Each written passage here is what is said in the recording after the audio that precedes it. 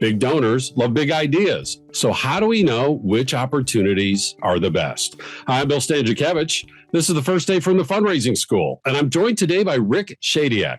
Rick is the immediate past president of ALSAC St. Jude, still works for them a little bit as a consultant, as he now is full-time at Shadyac Strategies. And Rick, what I'd like to have you with us on the Fundraising Schools podcast. It's a pleasure to be with you, Bill. Good to see you again. You are a veteran fundraiser, and you have a gift for seeing the opportunities that work best and then translating those into fundraising success. And I guess as we think about this, formulating these big ideas, pursuing these big opportunities, what advice do you have, first of all, for nonprofit leaders who are in the tyranny of the urgent? They're providing their services, they're doing the everyday annual fundraising, and yet we're encouraging them to pause, step back, and identify these big opportunities. How can they do that? Well, that's a difficult question, but I would ask fundamentally, what problem are you trying to solve? What audience are you trying to reach? So there's different strategies depending upon who you're trying to reach, whether or not you're deploying high wealth strategies versus mass marketing strategies. So it really depends upon what your ultimate objective is, and then determining whether or not you've got the ability to be able to execute against whatever that plan may be. And is that the CEO or the chief development officer alone? Is this a team sport? What does that look like in terms of the process of identifying those opportunities? The way we did it at ALSAC was I brought everybody in. I brought my senior leaders in, and sometimes those that weren't senior leaders. And we discussed opportunities. I can give you examples, Bill. And you weigh whether or not the positives outweigh the negatives, right? You weigh whether or not it's going to achieve whatever objective that sits out there. So the most complex decision, one of the most complex decisions I had to make was whether or not we would continue our partnership with Jared Isaacman on a space mission, okay? It had really not a lot to do with what we were doing fundamentally at ALSAC St. Jude. This billionaire, who's now the nominee for NASA, the head of NASA, came to us with an opportunity. He was going to go to space. He had already purchased a space mission from Elon Musk. And he said, look, I want to do this in a different way. I want to democratize this. And I want to let anybody that can give $1, okay, have an opportunity to go up into space with me. And we want to give you an opportunity to have one of your patients or a faculty member or a doctor go up into space. Here's the deal, though. I'm going to give you $100 million. It ultimately went up to 125. You've got to have the ability to match it, okay? So I got with my team and said, hey, look, guys, we've never done anything like this. There's a tremendous amount of risk in this. We could potentially be sending a faculty member or a staff member or a patient up into space. And, we've got to match $125 million. How are we going to do this? It's a different audience, right? Space enthusiasts are very, very different than people that would typically give to a children's hospital. So we all got together. We debated it back and forth. I was pretty adamant that I wanted to do it. So we were focused much more on what were the risks. And my chief legal officer was wonderful in helping me. I am a lawyer by background as well. And ultimately, we decided that we would go forward with this. And Bill, when we made that decision, we said, we have an opportunity to get in front of a different audience. Space enthusiasts who tend to be younger, they do tend to be well educated, okay? And we really did think that we could raise $125 million, which ultimately translated to $250 million. Fast forward, it turned out fantastic. We didn't do a traditional kind of auction off the seat. We did more of a raffle where you could buy a ticket for $1. So lots of people participated in this. We did get some high wealth gifts. But as we looked at the donor demographics afterwards, these were mostly people that were not on our file already, okay? And these are people that truly were different. And it turned out great. We had a successful mission, thank God. One of our patients, who was a nurse practitioner, went up into space. They had a great mission. They came back safely. We got a Netflix and Time Magazine Netflix documentary out of it. So, you think about everything that was put together into that. And that's just a sense of how we did this. Now, I can tell you it wasn't an easy sell with my board, but you know what? Another lesson for your listeners is if you believe in something, you got to be courageous. And you got to be willing to advocate for it. And you got to recognize that, sometimes it isn't going to work out. But when things don't work out, Make sure you're learning from those experiences. I want to start and continue with the staff before asking about the board.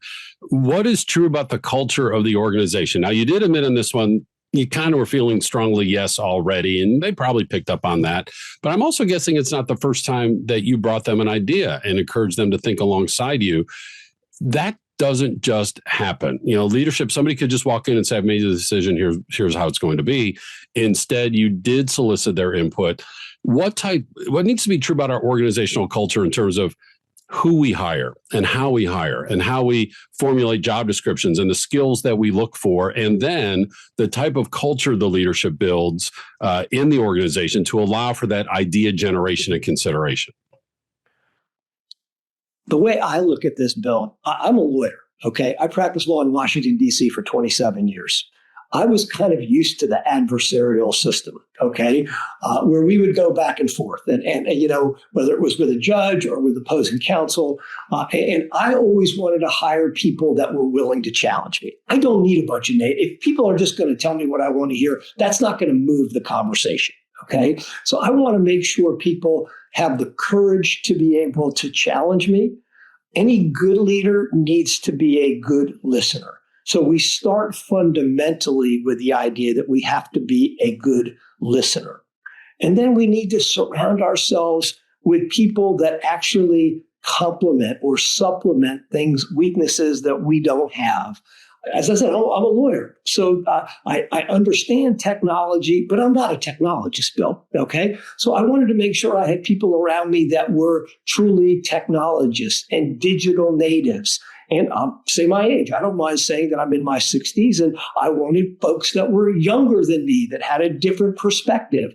And I want people that look different than me because they have different life experiences than I do.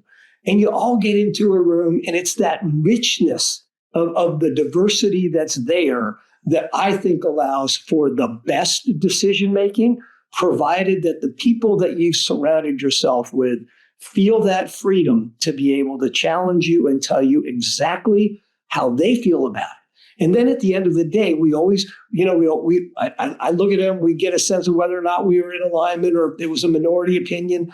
And then at the end, a decision had to be made. And that was my job as the CEO to make the decision. But we always agreed that when we left the room, we were locked and our arms were locked together, that we were lockstep and we were going to execute, even if we didn't agree with the decision. And we were blessed and we were able to scale and grow exponentially at ALSAC during my time. I had just an amazing team, Bill, an amazing team. Yeah. And that, again, it just doesn't happen. It needs to be very intentionally cultivated. And, when you talk about people with different types of viewpoints, lived experiences, perspectives, the best way to make a well-informed decision is to be well-informed. And that's what you're doing, gathering all that different type of information. And the word you use from your, lawyer background is adversarial, that people have permission to disagree with you. So I love the maximum of, hire smart people with a heart for your mission and that are willing to disagree with you as the leader. How did you find that out during the interview process? Because a lot of times our interviews are all on our best behavior, we're all being really nice. Like, did you start arguments with job candidates to see if they would argue back? Like, how do you discern that in someone that they're going to bring that to your leadership team? Well, the answer is I do sometimes pick a little bit, to be perfectly honest with you. But I ask them about times when they challenged the leader that they're working for now and how that was received. And I said, we do a little play role sometimes, role playing. And I would say, okay, I've got an issue here. Okay. I want to hear how you would push back against me if you have an opposite opinion. I want to hear it right now in this room. Okay. And tell me if they couldn't come up with an example, then I'd come up with an example. And you get a real strong sense. Okay. And those are the kind of people that I want to hire. And those are the people that I did hire. And those are the people that went on to tremendous success in our organization. Earlier, you mentioned the board of directors. Please tell us that part of the story. Isaacman was offering you a seat into outer space. How did that conversation start? Hey, board, we have a chance to go to outer space because that's what ALSAC St. Jude is. We're an outer space nonprofit. And they're all looking at you going, is he ready for retirement? What's going on here with this guy? Tell us that part of the story. It sounds like you might have been in the executive session of the board meeting before I was brought in, huh? So that was a very difficult and interesting conversation. Our board was great. They asked a lot of questions. This was well into my tenure there. I would say I would probably been the CEO for 10 to 12 years at that point. I had a good track record. And some of the more conservative board members asked the right questions. They wanted to know what the risk mitigation plan was. They wanted to make sure that we had a PR plan in case things didn't go exactly as planned. They wanted to make sure that I understood all of the risks from their perspective. But at the end of the day, they agreed that these were all adults that were participating in this. This was completely consensual, and that there was a tremendous upside for our mission. And obviously, we weren't forcing anybody to go into space. This young woman had a tremendous passion. Hayley Arceneaux was her name, for space. And so at the end of the day, they allowed me to make that judgment call. I got a great phone call from a for-profit CEO of a major company who asked me exactly, how did you go through that decision-making tree to make the decision that you were going to put a person up into space? And I said it was probably the most difficult decision I made from a fundraising perspective. There were other issues that I had to deal with during my tenure. But the board was really doing their diligence and making sure that we had explored all of the potential risks and understanding what the upsides were. And then, they placed their trust in me. And Rick, if we could just maybe even take a step back and just talk more at a macro level about the CEO board relationship and what that needs to look like in all of your leadership of a nonprofit, and not just of an international nonprofit, one of the largest in the world that you led for decades as a staff member and also as a board member. But just what advice do you have for those CEOs of a nonprofit of any size in terms of the best ways to include their board, to engage their board, to have those kind of serious conversations, to have that back and forth? The board has the legal authority. At the end of the day, the board can fire the CEO, and yet you're advising CEOs to be courageous and be a little bit adversarial in a constructive way with their boards. How can you help CEOs understand that? It's a very, very difficult position to be in, to be honest with you. So my experience is that boards have a tendency to be risk averse. Okay. And, with my training, I have a tendency to be risk averse, although I changed when I became a CEO. I wanted to take calculated risks. I wanted to be opportunistic. And those are very, very different than just being a risk taker. I think the most important thing that a CEO and C-level executives can do with their board is to be communicative, to be transparent, and to be inclusive. So include them in some of the decision making. At the end of the day, the CEO calls the shots. Your board oversees us, right? And they can hire and they can fire you as a CEO. But our job is to be courageous. We have to be courageous as CEOs. We have to be willing to challenge our board if we think the mission needs to go in a different direction. Ultimately, a board's going to decide. And then once the board decides, obviously, that's the direction that things have to go. But I would encourage all my fellow CEOs and C-level leaders, remember, our boards primarily are made up of volunteers. Okay, they're not in this on a daily basis the way we are. And it's up to us to educate them to understand why we may have a different perspective and why we want to go down the paths that we want to go down.